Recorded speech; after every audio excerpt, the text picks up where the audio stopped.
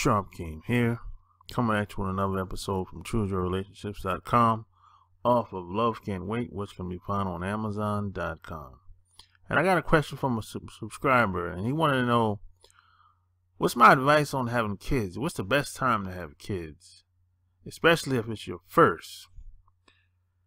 And you know, I don't know if there's a best time to have babies, but what I would say, and my answer has been pretty consistent, and especially when it comes to having babies, the best time to have babies, or the time that you should have babies, is when your money's right.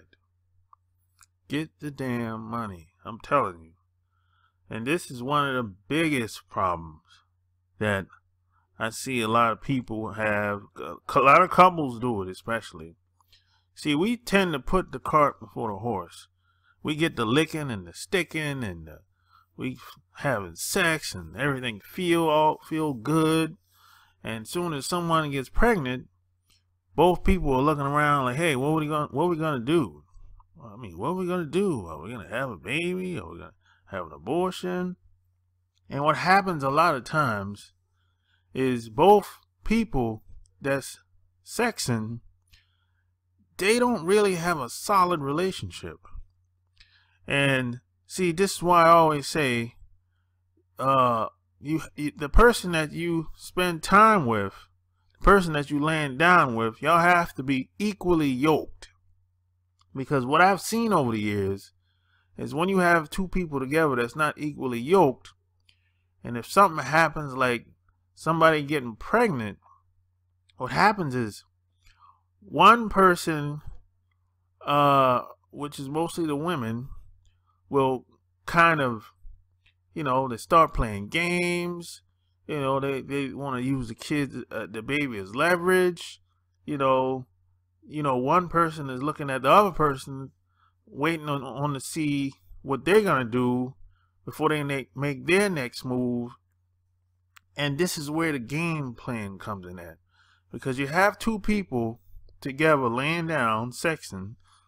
None of them, for the most part, have no plans for the future. They're not thinking about that at all. They're thinking about in the moment. That's it. And when this, see, if you have two equally yoked people together, it's less game plan involved. It really is. And I've seen this over the past 25 years. And I made the same mistake like most people do. You get the licking and the sticking.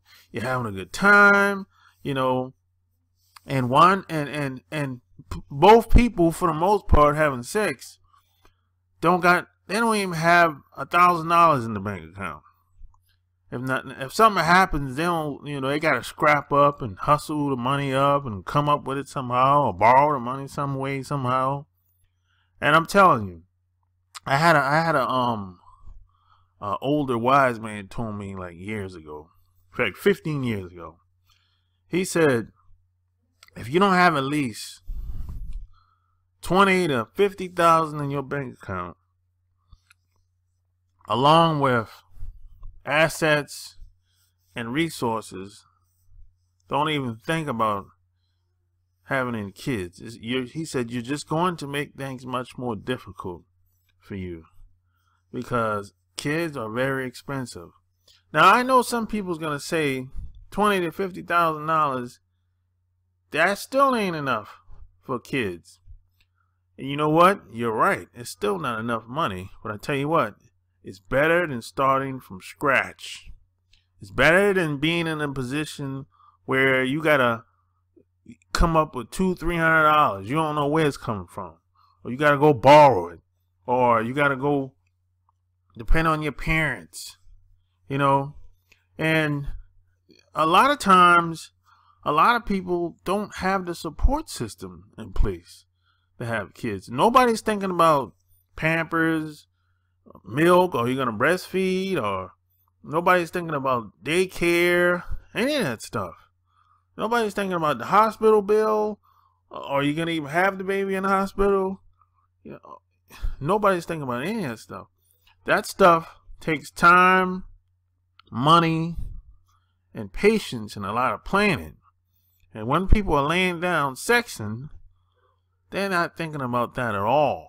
They're thinking about just getting off, you know. So I'm telling you, you have to be very conscious of who you're laying down with. Because a lot of times, a lot of guys, especially, they're getting the booty call pregnant. They're getting the girl that they call up after midnight and go over and smash. They're getting her pregnant. And he doesn't really have a relationship with her at all. Really, it's just a sexual thing. And if you get a girl like that pregnant, that relationship is going to trickle down on the kid. If she doesn't get an abortion, or if she decides to have the baby, that's not going to be the best relationship in the world. And see, the relationship you have between each other is going to trickle down to the kid indirectly. So if you have a good, solid, healthy relationship with the parent or the man or the father or vice versa, it's going to be a much more loving, caring, harmonious a relationship full of harmony with the child. But if not, the relationship with the child is going to be so suspect. You know, it's not going to be the way it should be. You know what I mean?